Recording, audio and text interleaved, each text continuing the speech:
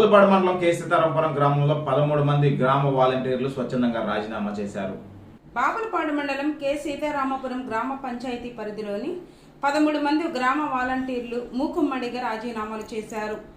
ఈ మేరకు సోమవారం తమ రాజీనామా పత్రాలను ఎంపీడీఓ ఆఫీసర్ కె రత్నకుమారికి అందజేశారు.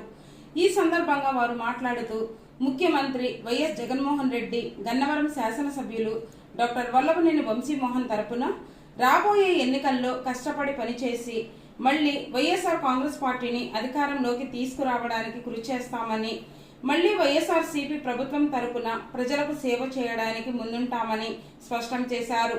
ప్రజలకు తాము అందించే సేవలను ఎవరూ అడ్డుకోలేరని తెలిపారు. కె సీతారాంపురం గ్రామ వాలంటీర్లుగా పనిచేస్తున్నాను. సంక్షేమ పథకాల గురించి ప్రజలకి చెప్పకూడదు, ప్రజలతో మాట్లాడకూడదు అని చెప్పి టీడీపీ, జనసేన పార్టీలు ఆరోపణలు చేశారు. కానీ వాటికి వ్యతిరేకంగా మేము సంక్షేమ పథకాల గురించి ప్రజలకు చెప్పాలని, వాళ్ళతో మాట్లాడాలని, గన్నవరం నియోజకవర్గం శ్రీ గారిని గెలిపించుకోవాలని, సీఎంగా జగన్మోహన్ రెడ్డి గారిని గెలిపించుకోవాలని మా ఇష్టపూర్వకంగా వాలంటీర్కి రాజీనామా చేసి మేము కూడా కృషి చేద్దామని చెప్పి నిర్ణయించుకున్నాం.